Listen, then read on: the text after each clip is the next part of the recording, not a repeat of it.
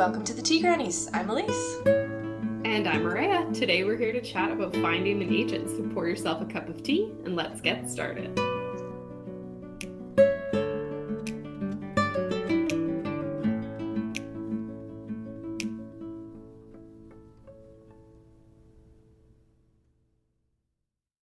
Chapter 1. Falling! The voice echoed across the glacier as Alex threw himself down onto the icy surface, burying the pick of his mountaineering axe deep into the ice. Several moments passed, with nothing but the hissing of wind in his ears. The rope tied into his harness remained slack. "Is everyone okay?" he called back over his shoulder. "Okay," came Zoe's voice from behind him. "I'm okay," Jenny called from further away. "Yeah," Tyler called. There was a short silence. Mostly okay," Jay called from furthest away. Relaxing his grip on the axe, Alex lifted his head and looked back down the steep glacier at the rest of his rope team. Zoe lay prone on the ice behind him, her axe embedded in the glacier in the same self-arrest position that he had taken. Behind her, Jenny and Tyler were the same. Jay, the last on the rope team, was still upright, but only half of him was visible above the ice. A snow bridge must have collapsed under him, dropping him into the crevasse below. Thankfully, it was a narrow crevasse. He had fallen up to his thighs, but the fissure was not wide enough for him to fall any further. His face showed surprise, not pain. Alex smiled with relief and stood up carefully. His dark brown skin tingled as melting snow trickled down his neck. "Damn it, Jay," he called over the heads of the rest of the rope team. "I told you not to fall into any crevasses." "Well, excuse me," Jay called back. "I'll be sure to remember that next time." Next to Alex on the rope team, Zoe got back to her feet cautiously. "You would think it would be an easy thing to remember," she muttered. Overall, I thought this was a super fun beginning to a story. Climbing up a snowy mountain with your friends sounds fun and super dangerous. I also felt like we got a good amount of setting in the first few sentences. But I think another descriptive sentence somewhere else on the first page would really help me feel a bit more anchored in the setting and make it feel a little more unique. And I wasn't so sure about all the dialogue on the first page. It takes up about 5 lines for those who are obviously listening and can't see what we can see. It's kind of not necessary dialogue. It could be condensed and then we could have something else there that pushes the story forward instead. It just kind of pulled me out of the scene. It's a bit of a high stakes intro and then the dialogue just really bogged it down. And I did have a few word choice suggestions, such as, there's the spot where Zoe lay prone, but she just said she was fine. So I think that could be changed or fixed, and then eliminating words like thankfully and carefully. And I noticed that big time because that was the major thing in my writing. I was really bad for it. And then Elise would go through and be like, delete, delete, delete. I was like, oh man.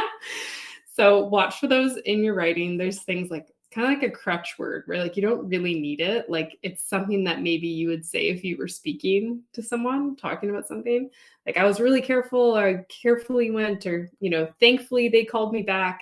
But you don't need them in your story otherwise.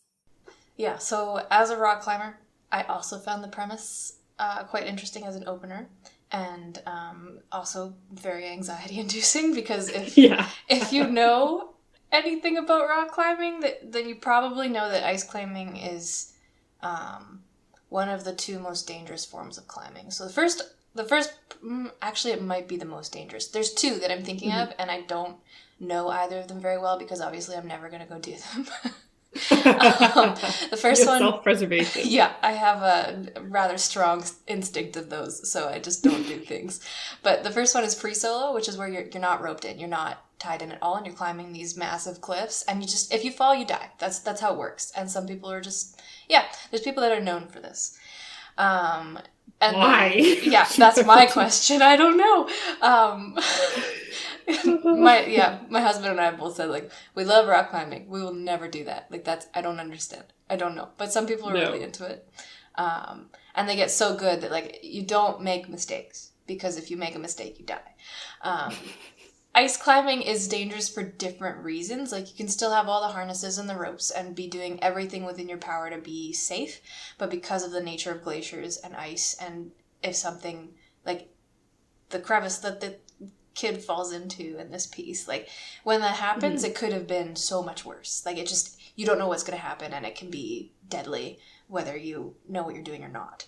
So that's what I've heard of ice climbing. So immediately I was like, oh, okay, they're doing ice climbing, not just climbing. They're doing the dangerous shit. They're doing the scary stuff. So apparently, even if you don't know that about climbing, it's still like, this looks scary and dangerous. So I think that that's really good for establishing tension and suspense, like, right off the bat. And then similar reaction to you with the dialogue. Like, I wasn't sure if it was necessary there right at the beginning. Maybe we could have other things first and have that later. But I understood why it was there, because that is proper etiquette and safety for that kind of an environment. You need to check on your people and make sure that no one's died. Essentially. So, yeah, that's just a little climbing lesson for everyone who never cared. But there it is. I do it in my free time. Can't believe it hasn't come up before. But yeah, as soon as Alex in this chapter asked if everyone was okay, I got pretty nervous because I was like, this could be really bad, like right off the bat, and I wasn't sure what to expect. So I liked that was established right away. The things that I could use more of with this first page, there's 3 main ones. There's more sensory descriptors, like how close or how distant are these voices from his friends when they reply, and then how is he feeling, how is he interacting with the environment in the moment. Like, is his heart pounding, or his hands sweating? It's icy, so is he cold, or because he's moving, is he actually keeping pretty warm and sweating or whatever? And just some descriptors to help us understand that, because most people probably haven't been ice climbing and they won't know what and don't plan to, and don't ever plan to. Power to you, but no thank you. The second thing for me that I wanted a bit more of was more setting descriptions, and I think Maria mentioned this a little bit. So we know that they're climbing a steep glacier, but are they climbing with rope and harnesses because it's like this just sheer cliff face and they literally can't stand on it? Or are they kind of like walking up this really steep incline that's hard to stand on because it's ice? And I wasn't clear on that. So a little bit more descriptions could help clarify that. And then more from Alex directly. I wanted more of his internal thoughts, more of his emotional beats, more of how he was feeling, thinking, doing in that moment, because I believe he's our main protagonist, and or at least for this chapter he is, but I don't have much of an idea for what's going on in his head during this, stressful, dangerous scene. So I didn't have much of a connection with him. And then I didn't know, who are these people to him? Are they friends, family, or like, is he a tour guide for complete strangers? Because there's like climbing guides that go out and take groups out to, like, because they have the safety knowledge, so they take people out to do these crazy things because they may not have all the knowledge that they need, right? I just realized that I am extremely boring while you're talking about this. I'm like, wow, people do this for fun. And they do it for work, and I'm sitting here like, I better go up and down the stairs carefully. So but you know what? You know what? People would probably say that about you and horse riding. That's true. People would probably say, like, you ride, like, are you crazy? Do you want to die? Yeah, that's fair. I did get a safety vest for a reason. But I feel like it's different. Maybe because there's not the same type of heights involved. Yeah, a little bit different. I know people generally say that I'm very brave for liking climbing because it involves heights and you're dangling by a rope. And if the rope has a problem, you have the problem of death. So, whatever. You have the problem of death. There are security things involved, and like, you always make sure you have 2 points of connection to something. You're never just being held by one thing. So there's always 2 things that have to go before you die.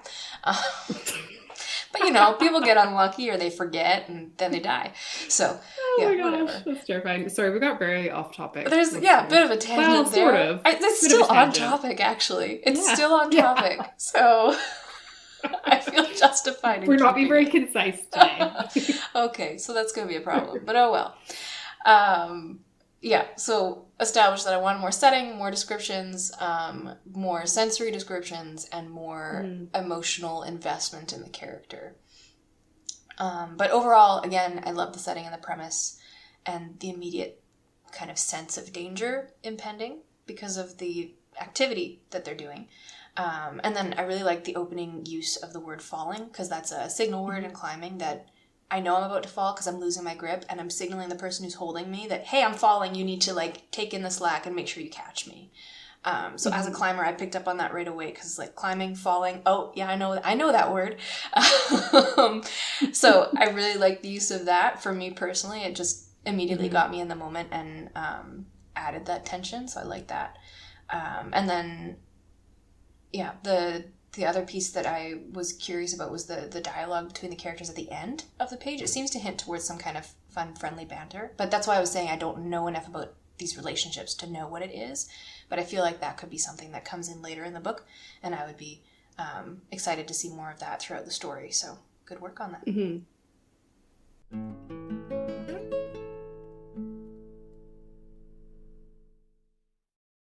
Connor's arms quivered as he lowered his hollow belly onto the grave.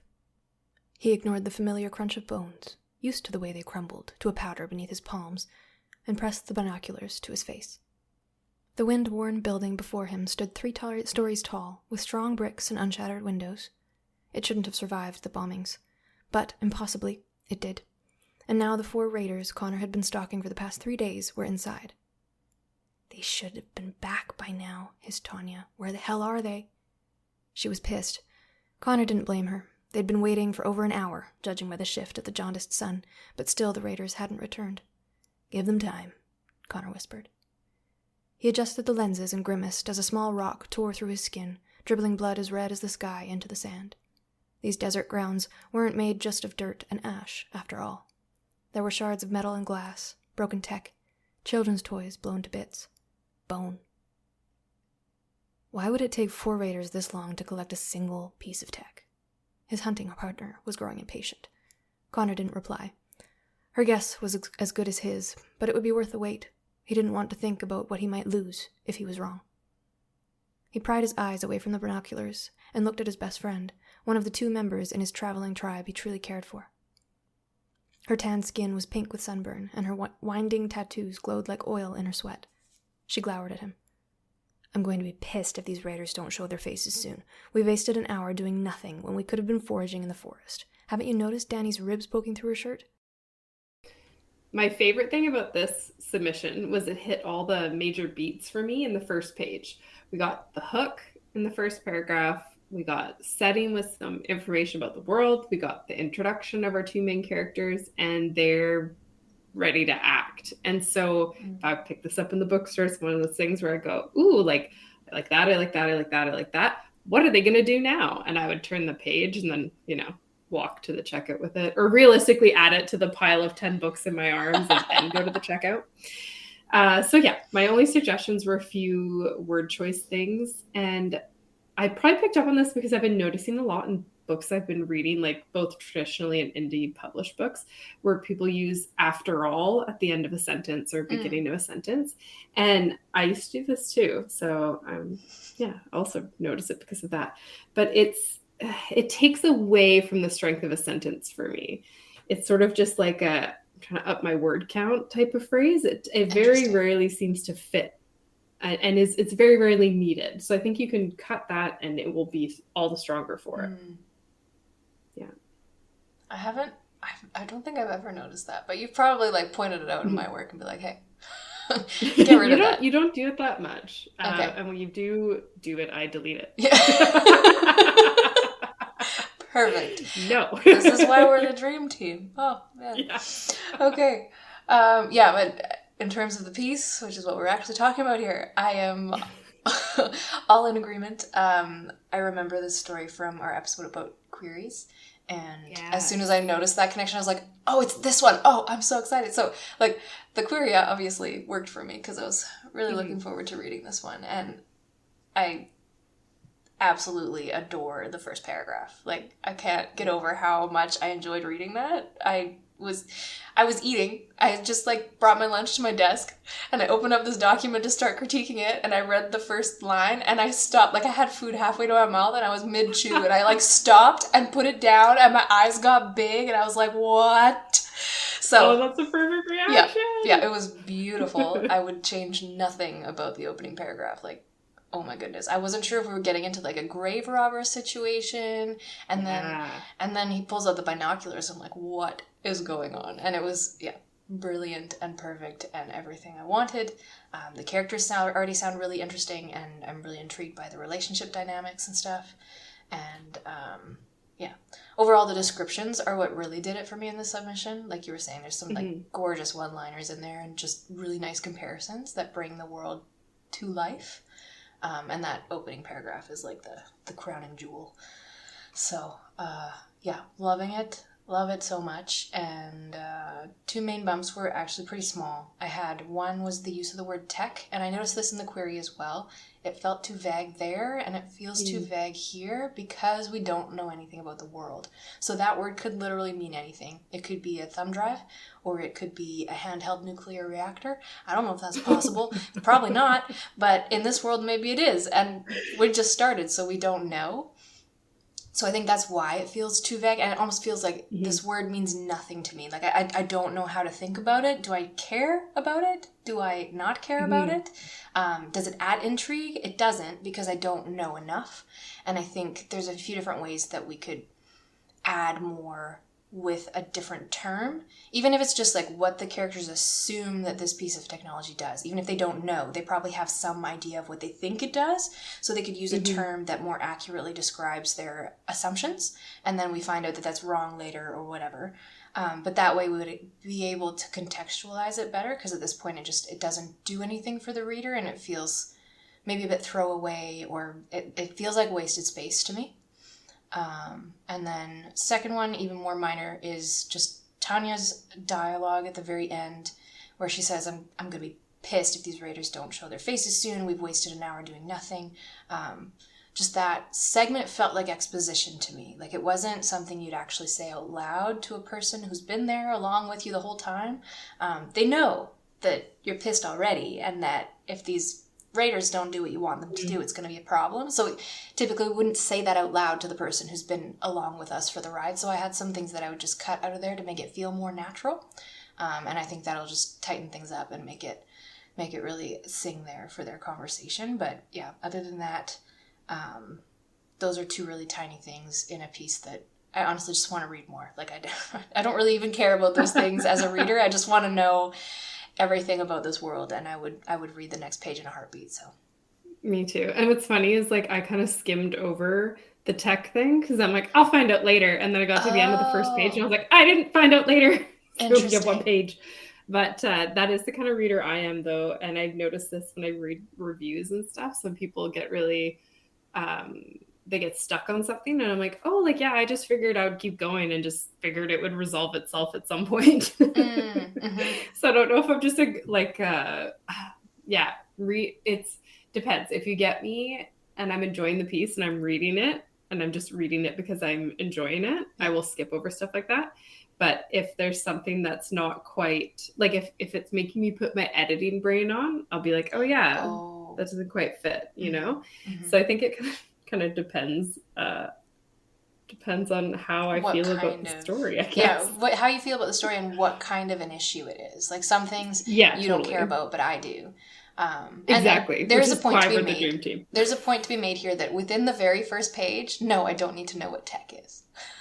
Yeah. So that's fair. Take my critique with a grain of salt. It's just, I think based on the query, it sounded like that was going to be the word for this, whatever it is, for a long time. And I think that would be problematic. If that's not the case and I misread that, that's totally my fault, and I apologize.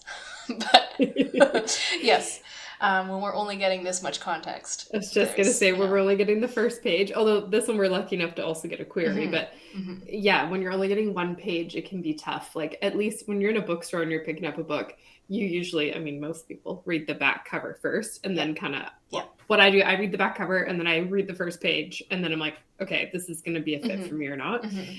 So you kind of have an idea of what's going on. So yeah, when we go in blind, it's a bit different. Yep. Still, we loved it and we want to read more.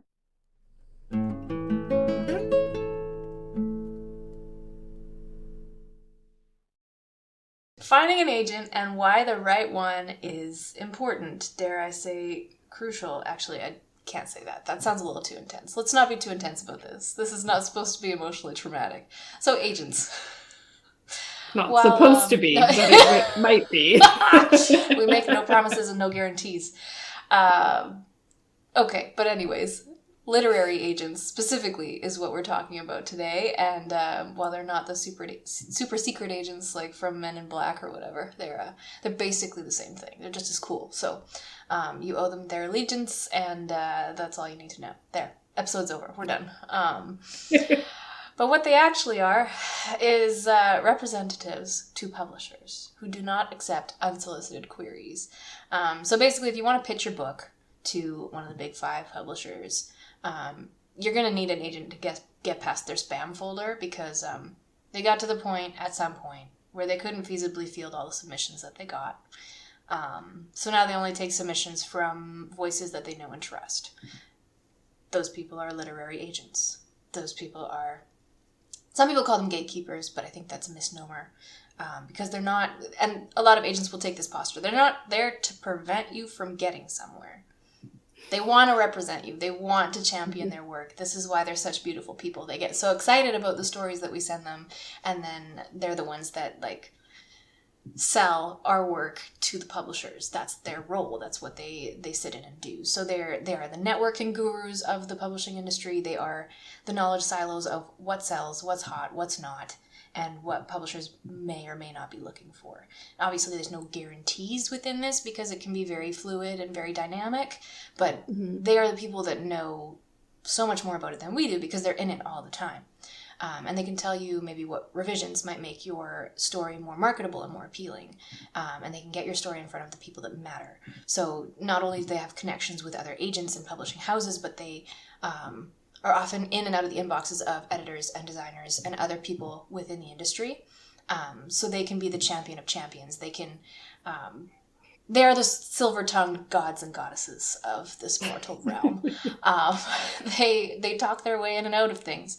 And they can talk their way into an editor's inbox and get kind of a shoe in the door of that publishing house through that connection because they have that network established. I believe that's how it works in some cases. Other times they're just like, they're pitching to publishers, hey, I've met with this author, I'm their representative, they have this story, and I think it'll fit with this list. And that's basically what they do, and then they hopefully get you a book deal.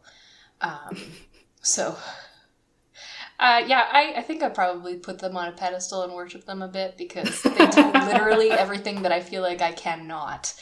All of that, talking to other people nonsense. So the extrovert to the writer's introvert. Mm-hmm. That's what it seems like. Although I wonder if more of them are introverted than we actually think because they like books, and that tends to be less of an extroverted activity. This is true. I don't have too much to add to that. But the thing you do have to remember when it comes to agents is they are going to be your future business partner and your representative. So you'll also need their expertise because most of us, when you get an agent, we don't know shit about publishing. We don't know anything. So you want someone who's going to guide you. Maybe gently, it's going to be a little scary. So they're also there to protect you from sketchy situations, or at least they should. Heard some horror stories, but we're not going to go there right now. And there's someone who you're going to work with, like, pretty in depth on your story, like before they take it out there to try and sell it. Like, they're going to help you workshop it, and they're basically a critique partner. A business partner. There are a few things all rolled up into one. And that's why it's so important to get the right agent for you, not just an agent in general. Yeah. Yep. There's so many things that they do that we probably don't even know about either, right? Yeah. Oh, there's probably so much that maybe one day down the road we'll be able to do a real in-depth episode. From the inside. Wow. And there's probably, it probably depends on the writer too. Like, you might not need as much assistance. They may be able to do all these things for you, but they only have to do this for this person because they have different connections or whatever. But moving on from who they are and what they do, how do you find one? Wish that we could tell you exactly which agents. That shouldn't stop the sentence there. Wish that we could tell you. That's it. Episode's over. We're going to have a few of those moments today. That's just where I'm at. But we need like a search engine that's like super, super specific for agents. The agents search engine. Yes. Or they could search for us. Yeah. That would be better. Oh, man. Sorry, I guess that's maybe kind of like what Wattpad is. Like, they can go on there and be like, yes, no, yes, no, yes, no. But I don't think that's how it works. So, don't bank on it if you're listening to me say this. Anyways, agents to submit to. We can't tell you which ones because it's so hyper-specific to the writer and their work and what the agent wants. And there's so many different agents. But we can tell you where to look for your dream agent or some of the places that we like to frequent. So a few of the places that I check again and again when I'm preparing for or deep in the query trenches. The first one is Manuscript Wishlist. This is a website. It's where agents and editors as well. So it's not just agents. You got to be kind of careful about that because you might find someone that like, oh, they love this thing and I'm writing that exact story. It's going to be perfect. And they're an editor. And they don't accept Happened to me. Yep. Happened to me. Yeah. Very disappointing. That's always, devastating. So just, read carefully. Do your due diligence.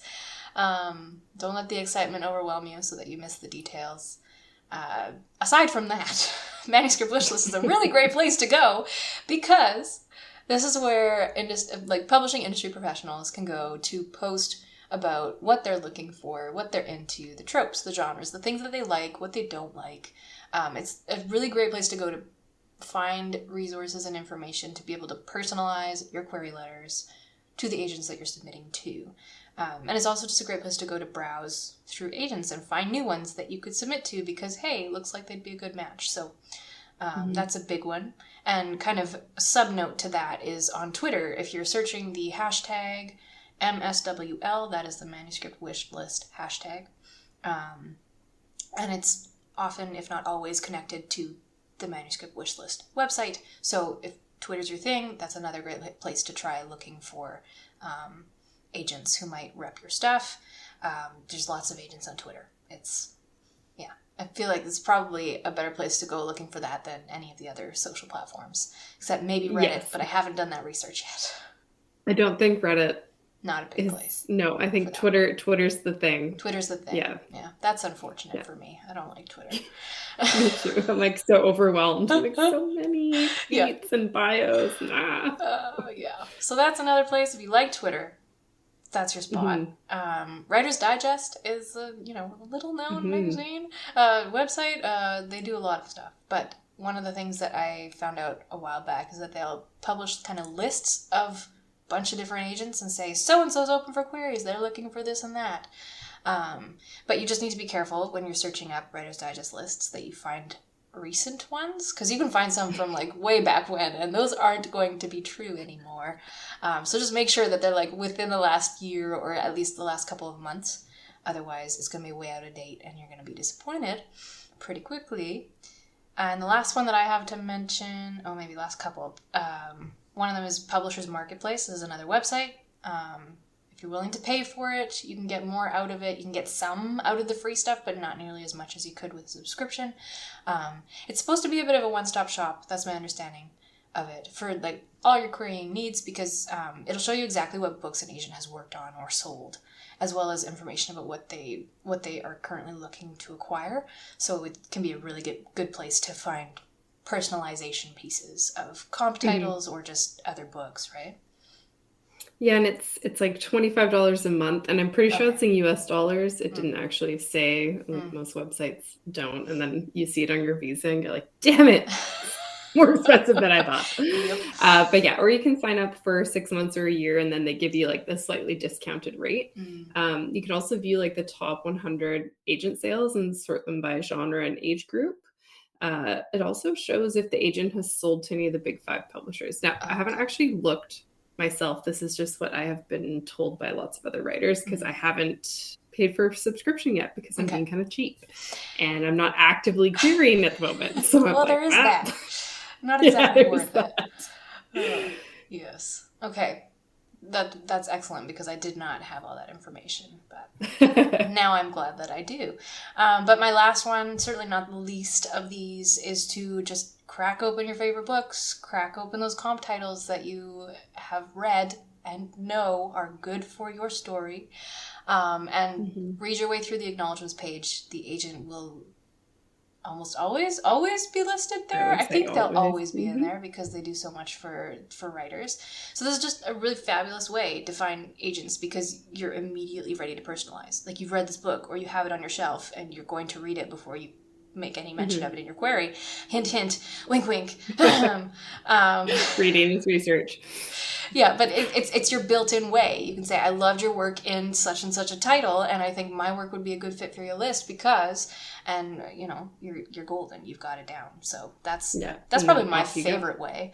And unfortunately, it doesn't happen as often, because you can't just like look through a list of, here's all of my favorite books that relate to my current project, and I can just pick out the agents from this list. It doesn't quite work that way, unfortunately. Yeah, especially when one of my comp titles on my other projects is Pride and Prejudice.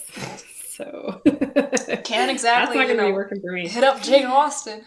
Hey grandma. Great grandma. I don't know how many greats there would be in front of that. Yeah, so agent hunting is like probably my least favorite step in the querying process, which is very weird, because you think it would appeal to my weird, obsessive, organized side, but I actually find it really overwhelming. It's more networking than. Yeah, that's totally it. And it's a lot of information, and I usually get through like a few and I'm like, I give up. So probably it takes me longer to build a list of agents to query than it does for me to like write my query and synopsis and stuff, which is kind of embarrassing. But anyways, so I have mostly used Query Tracker. So this is a really good way to find agents, and it's an even better way to track your queries. That is the best part about it.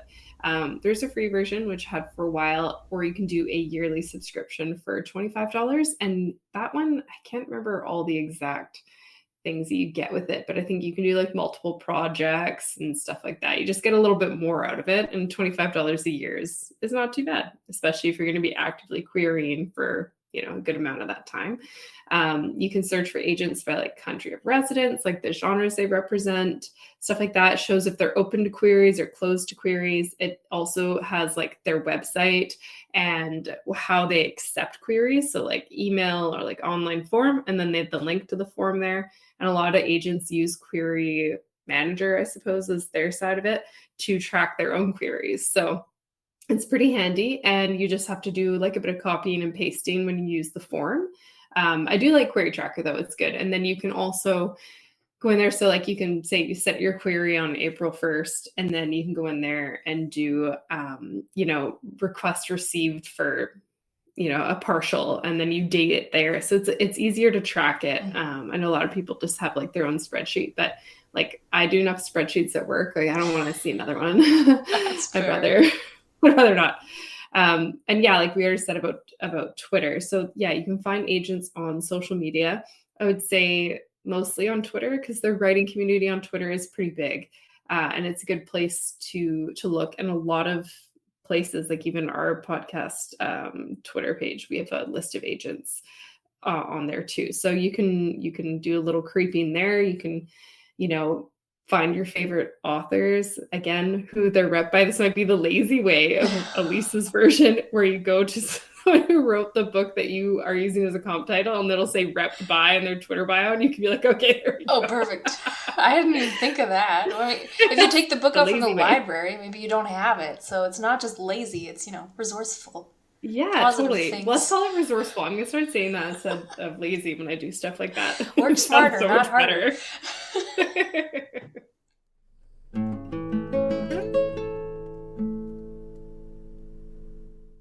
So you've got a list of agents. Now what? What the heck do you do with that? Now you get to be the super special secret agent.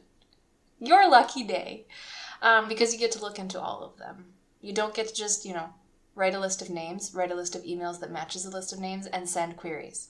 That, And I say you don't get to. I mean, you could if you really wanted. No one's going to stop you. You're an adult. You have access to an email account. But yeah, no, absolutely do not. Like, I shouldn't even tell you it's an option because I don't want you to think that it's an option. You have to research the heck out of these people. And I think we've talked about this, kind of ad nauseum in the query episode a little bit. But it's all about the research and the personalization and making sure you do your due diligence on this without being creepy. And I harped on that last time, so I'm not going to go overboard on it this time. But let's be clear. Don't be creepy. You can lurk on their social pages to get to know them a bit better.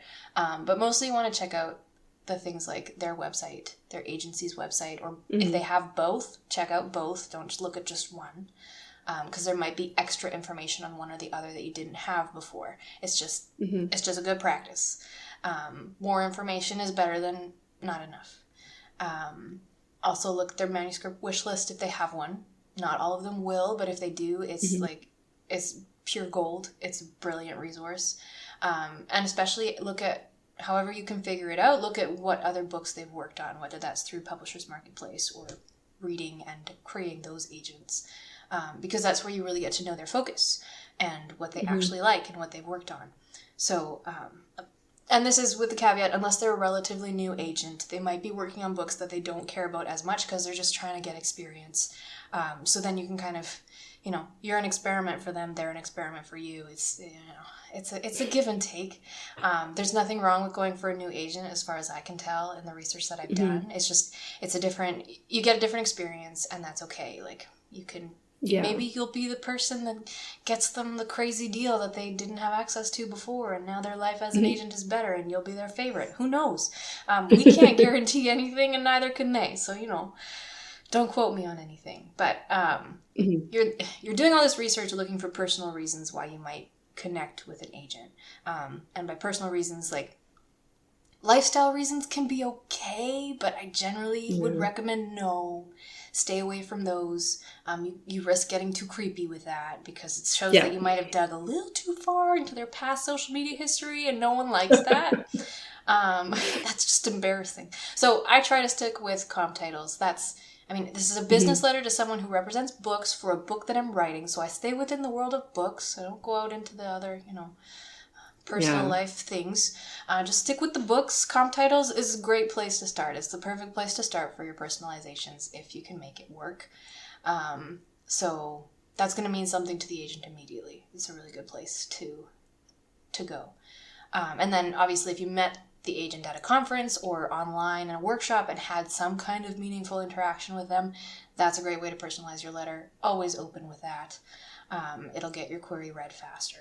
Doesn't guarantee anything again, but it'll get it read faster, and that's, that can be really important because if they met you at the conference like a week ago, their preferences about what they want out of their list are going to be a certain way. So as long as you get your query into their inbox, they'll read it faster because they're still looking for whatever it was that you talked about with them. Whereas if you met them at a conference 6 months ago, their list may have changed entirely by now. So, that's important to jump on when you can. Yeah. And then the other thing to be aware of is just make sure that the information that you're finding is the most up-to-date that it can be. Whether that's on Twitter or Manuscript Wishlist or their website or Query Tracker, it's not going to be one or the other necessarily, so check all of the ones that you can find, but sometimes the info can change pretty fast, and they don't always get around to updating all of the platforms at the same time. So just, find the one that seems to be the most recent or the most reputable. You're going to have to look in more than one place. There's no easy way to just do this from one single platform. Like that's just not how it works, unfortunately. I wish there was, because yes, always check the agency website that they work at. And this is especially true for new agents because it will usually say like that someone is mentoring them or that they worked there before as like an assistant to one of the agents. Like you can see that they have experience. It's usually listed on the site. And this is where Manuscript Wishlist is so great because I found a lot of the time when you look at an agent on their website, they're like, oh, they represent like, they love found family, fantasies and stuff like that. But it's actually really broad. And that's why Manuscript Wishlist is so good because this has happened to me where I've been like, oh, like these agents all rep fantasy, like on Query Tracker, right? And then I go to check them out individually. They don't rep the type of fantasy that I write. Right, like they don't do Greek mythology or whatever. Yeah, exactly. Yeah. And there's a lot of subgenres, which like we know. So yeah, you do have to do your research, because that list that you make of 60 agents, by the time you've kind of vetted each one, you might be down to like 30 agents. Mm-hmm. And yes, how do I know that? It happened to me. I feel like so much of this episode. We are literally doing this out of our personal experience. So, you know, it's just kind of like benchmark. Been there, done that. Yes. So, yeah, you guys can see why I don't like looking for agents now, I think. Because this has happened where I found what I thought was the perfect agent for me. Everything matched his bio. They even had dogs. They liked horses. I was like, oh my gosh, we're going to be best friends. Again, not being creepy or anything. Their wish list was great. Like, it said that they liked a lot of the elements that I had in my manuscript. So I'm like, perfect. I like hit the form to send my query, and right at the top of the query form, it says they didn't rep anything to do with Greek mythology. But I was just crushed. That is just so sad. So that was a bit disappointing. So that's why you got to do your research. Mm-hmm. And yeah, if you dislike or disagree with something about an agent that you find in your research, don't query them just because they still rep your genre. I guess politics is the first thing I think of if you disagree there. If you find something out about them that would make it hard to have a working relationship with them based on you and your beliefs and whatnot, don't query that, because you're going to have to work regularly and intensely with this person. And, you know, we're all pretty... Writers struggle with imposter syndrome. We can be insecure about our writing. So you don't want to be sending those little shards of your soul to an agent who you don't really like and you don't really want to share with them. Or you don't trust them or whatever. Exactly. And the whole don't judge a book by its cover, even though we absolutely all do judge books by their covers. I won't buy books that have super ugly covers. Well, I'll buy them as an ebook. Anyways, yeah, so you may think an agent might not be a good fit for you because you don't seem to have anything else in common aside from the writing. But they're people just like any other, and opposites totally do attract. So don't discount them just because you guys seem like vastly different people. Yeah. If your tastes align and they like what you write, then it doesn't matter how different you are outside of the writing world or the book world. And always keep in mind that like the person you're getting to know through most of this research, if you haven't met them at a conference or something, is their online persona. Like, it's not absolutely them.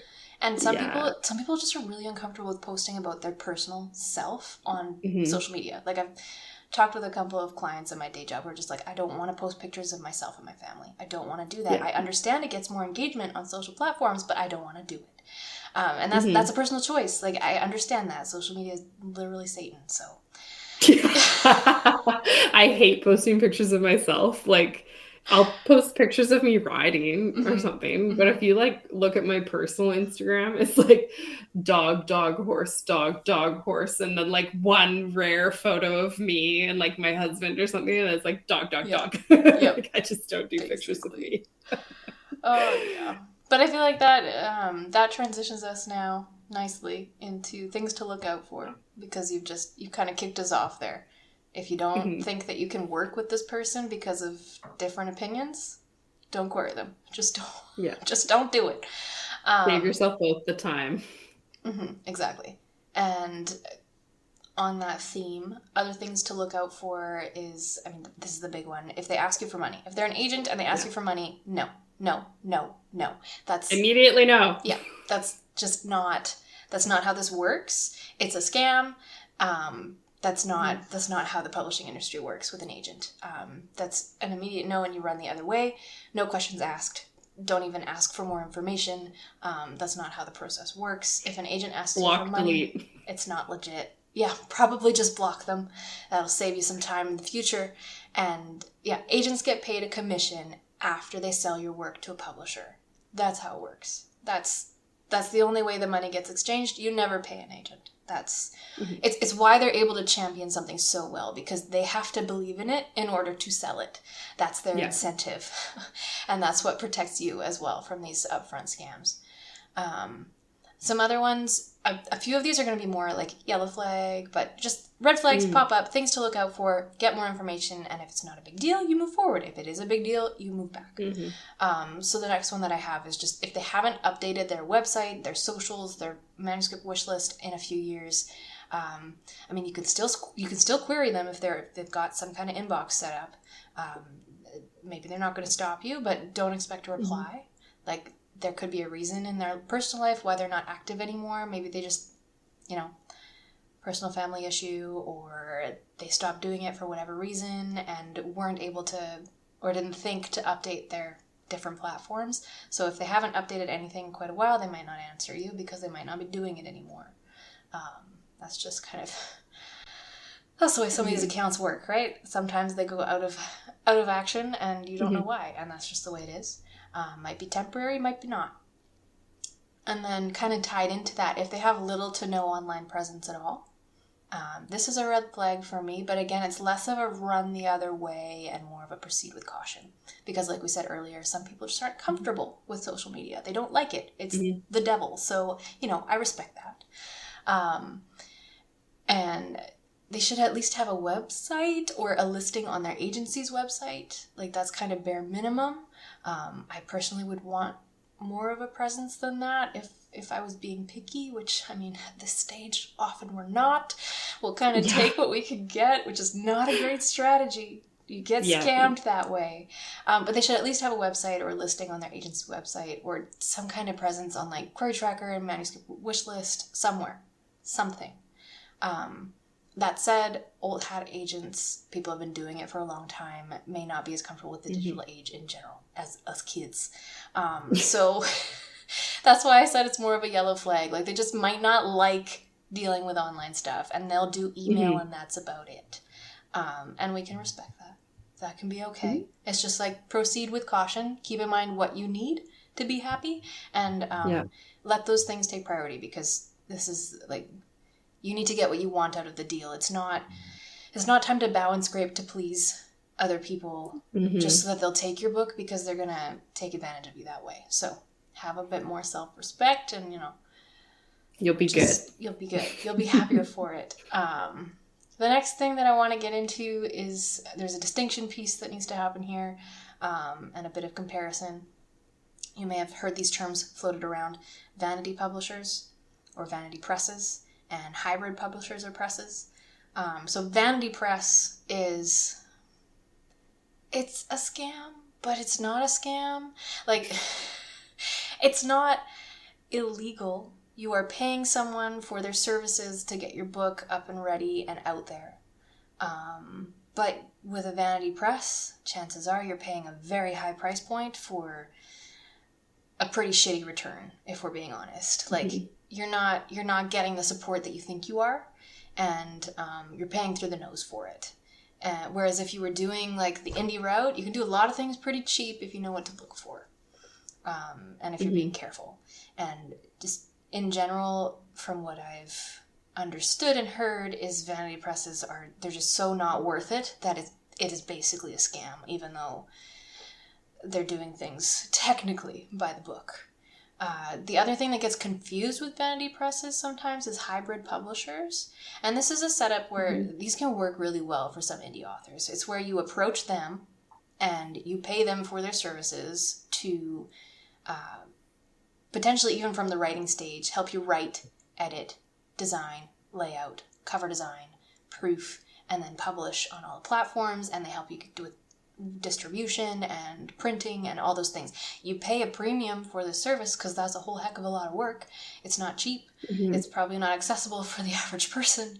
But it is an option, and it's becoming more reputable, and you can find people that do it well. I edit for a publisher like this, and depending on your needs and what you're doing, they can be a real joy to work with and exactly what you need. But yeah, it's not cheap.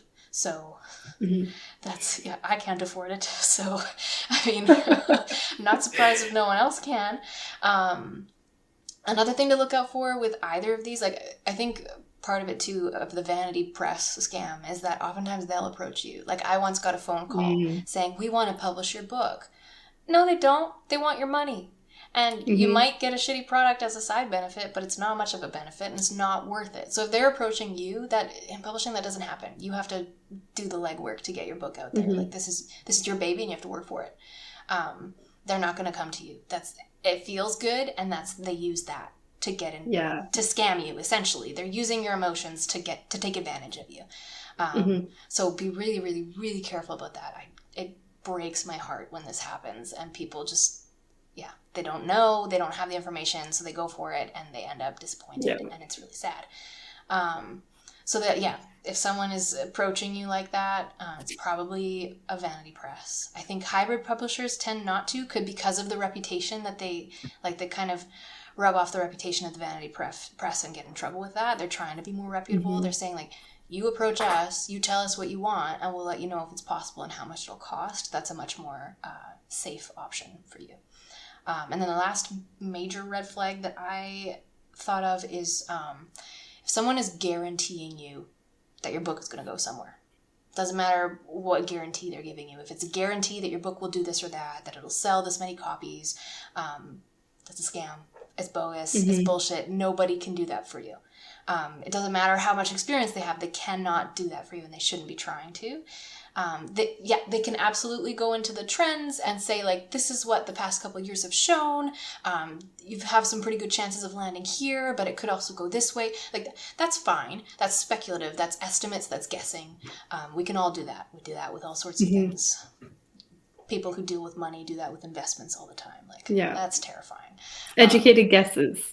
Exactly. Are a thing. And these are perfectly fine. These are legal. There's nothing wrong with that. But if someone's guaranteeing you that it's going to be this or do that, it's going to be a bestseller, all those things, like, no, we don't have the framework for that. No one knows what makes a book go viral, or anything on social media go viral for that matter. Like, a YouTube video blows up. We don't know why it does that. It just happened to be the right moment for it. The right person saw it at the right time. You use the right tag. I mean, it's a shot in the dark. A lottery. It is literally a shot in the dark. It's a lottery, and no one can guarantee you one way or the other. So be very, very careful of that kind of language. Some people are just overconfident and they might talk that way. So, use your intuition and your instincts there. But just be very careful. No one should be guaranteeing you a sale or X amount of money. Even like when you sign with an agent, they might be able to say, like, I think you can get this much for it, and we're going to shoot for that. But the publisher might not do that. Like, they're going to couch that in hesitant, educated guesswork language. They're not going to say, you can absolutely get this exact number, and we're not going to take anything less than that. Like, someone might project confidence and be like, I don't think we should take anything less than that. It's like a real estate agent or whatever trying to help you sell something. Like, sell your house. This is kind of where the trends are showing us to go. We're going to stick with this for a really long time, and we're going to, like, just be aggressive about it until data shows us that, okay, we're not going to get that. We need to readjust. But if someone's saying from the outset, oh, you'll get this, and no, be very careful with that kind of language, and just do your due diligence to protect yourself, because the people on the other end aren't going to do that for you, basically. Exactly. And now we get into what not to do with agents. It's just such happy topics. I swear we're going back to the good stuff after this. So what not to do.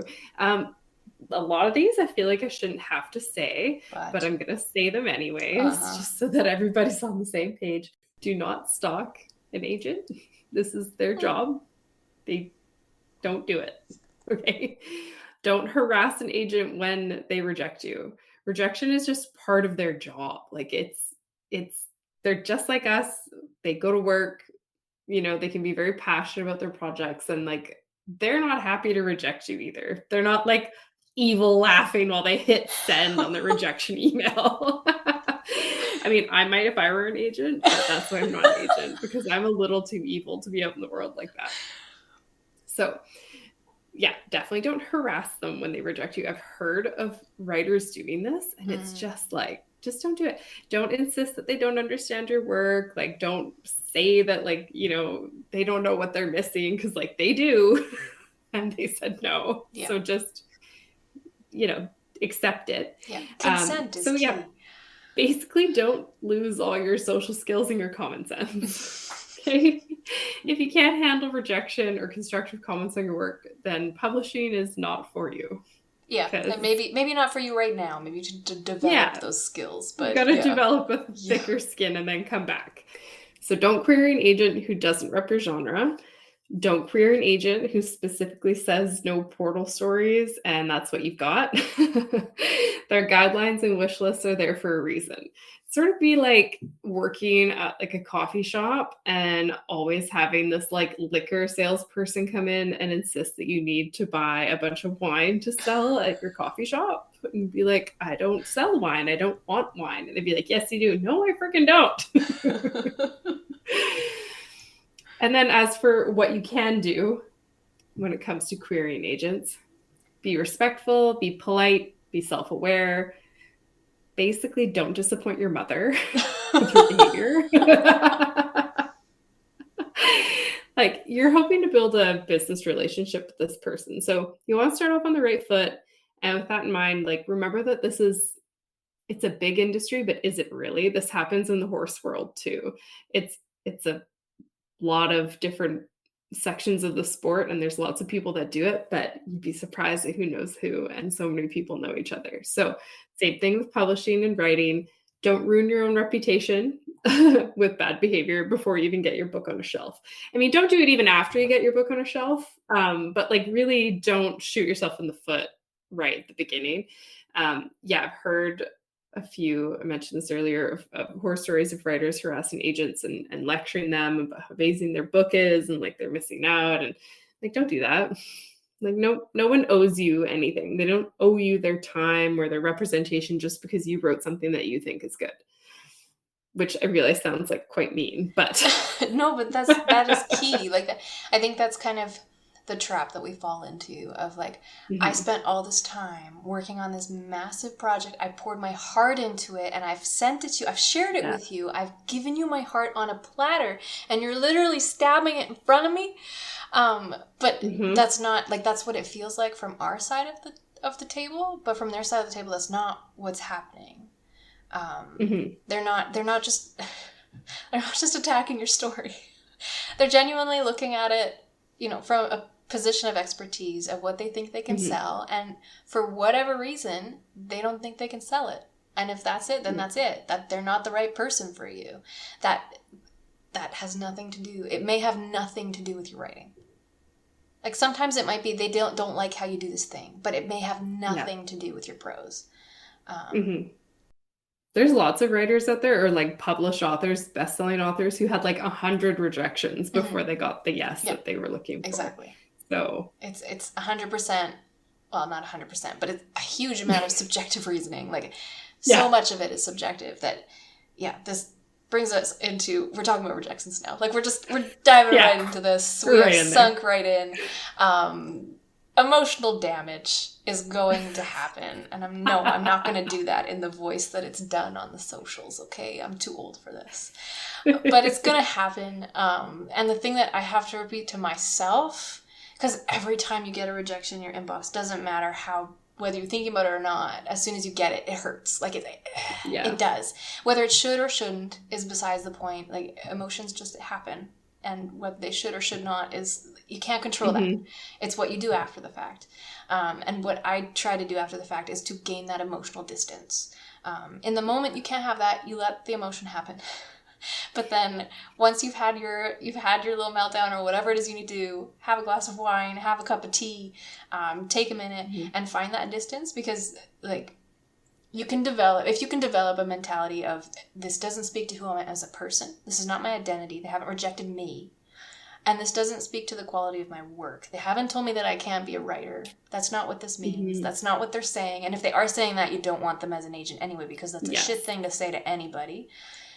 You can always be a better writer. You can always work to get better. No one should be telling you that you're not cut out to do this. Like, you can do it if you want to, and just keep going. Power to you. Be a queen. Exactly. But if you can develop that mentality of like, this doesn't mean anything about who I am, this doesn't mean anything about the quality of my work, it'll be a lot easier to process those emotions when they happen and those rejections as they come. So that is my biggest piece of advice for the rejection stage. That is what I cling to. And even though in the moment when I see that email, I don't feel it, after the fact I talk myself into it, because that's what means that I'll be able to query the next one. Exactly. Yeah. Rejection's inevitable, especially when it comes to writing and querying. I think rejection's inevitable just in life. It's a life, experience. We're willingly seeking it out when you're trying to query. So that's, I think, that what's hard about it. You're like, I put myself out there and I got rejected. It's not a good feeling. And we definitely talked about this in previous episodes, but when an agent rejects your work, they're not rejecting you as a person. Like, you're still, you're good. You're still a good person. It's going to be okay. They don't hate you. It's not personal, right? Not at all. It's hard to tell ourselves that when it's happening, but it isn't personal. And like, their wish lists are very specific, and they know it when they see it. Like, they know what the book that they want when they see it. It's a bit like when someone tells you that you're going to love this particular book, and you read the back and you're like, yeah, that sounds good. I think I will love this book. And then you start reading it and it just doesn't do it for you. Like, there's nothing wrong with it, but you're not in love with it. Like, they do that, but with like hundreds of manuscripts. Yeah. So they have to really love something to be able to champion it properly. And they have to be sure your story is what they want and something that they can sell before they can offer representation. Yeah. And that's not up to you. You can only make your work as good as it can be and hope it lands in the right agent's lap. And that's the tea on agent hunting. So don't forget to rate and review us wherever you get your podcasts. You can follow us on Instagram at the Tea Grannies Podcast and on Twitter at the Tea Grannies. We'll see you next time for an episode on what happens when you do get an agent, which is featuring a special guest. Happy writing.